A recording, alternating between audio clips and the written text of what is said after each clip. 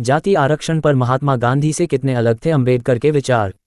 जब जब देश में जातियों और जाति के आधार पर जनगणना की बात होती है तो दो नाम सबसे पहले सामने आते हैं, राष्ट्रपिता महात्मा गांधी और संविधान जनक भीमराव अंबेडकर। देश की राजनीति के सूरमाओं में गिने जाने वालों इन दोनों ही शख्सियतों के जाति प्रणाली को लेकर विचार विरोधाभासी थे। अंबेडकर और महात्मा गांधी। बिहार सरकार की ओर से हाल ही में जारी किए गए जातिगत जनगणना के आंकड़ों से देश में कास्ट पॉलिटिक्स को लेकर बहस तेज हो गई है। जातिगत राजनीति का शिगुफा कोई नया नहीं है। ब्रिटिश युग से लेकर मंडल बनाम कमंडल की राजनीति तक जाति इस देश के सामाजिक राजनीतिक नैरेटिव के केंद्र में रही है। जब जब देश में जातियों और जाति के आधार पर जनगणना की बात होती है तो दो नाम सबसे पहले सामने आते हैं, राष्ट्रपिता महात्मा गांधी और संविधान जनक भीमराव अंबेडकर। देश की राजनीति के सूरमाओं में गिने जाने वालों इन दोनों ही शख्सियतों के जाति व्यवस्था को लेकर विचार विरोधाभासी थे। एक तरफ जहां महात्मा गांधी छुआछूत के घोर आलोचक थे, लेकिन उन्होंने जाति व्यवस्था की निंदा नहीं की। उनका छुआछूत के उन्मूलन के जरिए जाति व्यवस्था में सुधार का विश्वास था। वह हर पेशे को समान दर्जा देने के हिमायती थे। दूसरी तरफ B.R. अम्बेडकर का कहना था कि जाति व्यवस्था अव्यवस्थित है और इससे हिंदू समाज हतोत्साहित होता है। अम्बेडकर वेदों और ग्रंथों की भी आलोचना करते थे। उनका मानना था कि धार्मिक हिंदू ग्रंथों से जाति व्यवस्था और छुआछूत को बढ़ावा मिला है। उन्होंने सबसे पहले भारतीय समाज में जातिगत असमानता की बात की और जाति उन्मूलन पर काम किया। जाति व्यवस्था को लेकर महात्मा गांधी और अंबेडकर के विचारों में मतभेद 1932 में पूना समझौते पर हस्ताक्षर के बाद उभरकर सामने आए।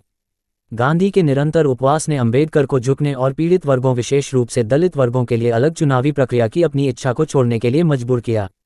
अपने मतभेदों के बावजूद दोनों ने हाशिए पर मौजूद लोगों की भलाई के लिए काम करने की समझ विकसित की। दलितों के लिए अलग चुनाव प्रक्रिया पर गांधी का विरोध भारतीय इतिहास में 1930 का दशक सबसे उथल पुथल भरा दौर था।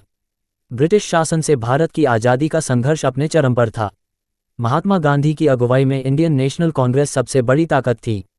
आज़ादी की लड़ाई के साथ साथ एक अन्य प्रमुख मुद्दा दलितों के लिए राजनीतिक प्रतिनिधित्व और उनकी भलाई की मांग थी। इस दौरान सामाजिक सुधारक B.R. अम्बेडकर दलितों की सबसे मुखर आवाज बनकर उभरे। उनका मानना था कि दलितों के लिए अलग से चुनावी प्रक्रिया राजनीति में उनके प्रतिनिधित्व के लिए जरूरी है, साथ ही दलितों के हितों को साधने के लिए भी जरूरी है। दूसरी तरफ गांधी दलितों के लिए अलग से चुनावी प्रक्रिया के मुखर विरोधी थे।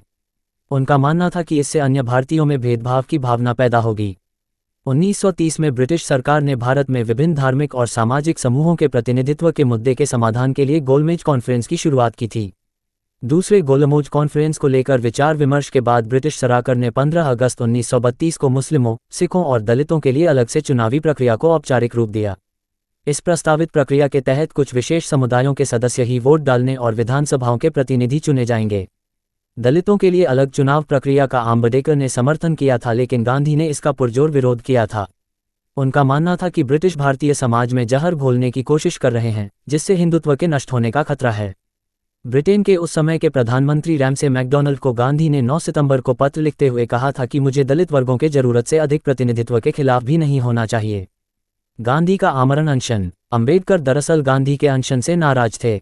वह गांधी के लिए एक जायज मांग से पीछे हटने को तैयार नहीं थे, वह भी तब जब गोलमेज कॉन्फ्रेंस में कोई वैकल्पिक प्रस्ताव नहीं था। हालांकि अम्बेडकर पर जल्द ही दबाव बढ़ने लगा। समाचार पत्र गांधी की लगातार बिगड़ रही तबीयत पर दैनिक बुलेटिन कर रहे थे और कांग्रेसी गांधी की मांगों को मानने के लिए अम्बेडकर के पास जुटे थे। पूना समझौते के बाद गांधी पर अम्बेडकर का नजरिया। पूना समझौते के बाद गांधी को लेकर अम्बेडकर की मिलीजुली प्रतिक्रिया थी। अम्बेडकर ने कहा कि पूना समझौते के वजह से दलितों को थोड़ा बहुत राजनीतिक प्रतिनिधित्व मिला। अम्बेडकर ने यह स्वीकार किया कि गांधी जी के अनशन की वजह से व्यापक दबाव बना था। गांधी जी के अनशन की वजह से व्यापक दबाव बना था, जिस वजह से इस तरह की सहमति बन पाई। हालांकि अम्बेडकर ने दलितों के लिए अलग से चुनावी प्रक्रिया को लेकर गांधी जी के रुख की आलोचना भी की थी। सूचना सिर्फ मान्यताओं और जानकारियों पर आधारित है। यहाँ ये बताना जरूरी है कि यह मेरा वीडियो किसी भी तरह की मान्यता, जानकारी की पुष्टि नहीं करता है। किसी भी जानकारी या मान्यता को अमल में लाने से पहले संबंधित विशेषज्ञ से सलाह लें। धन्यवाद।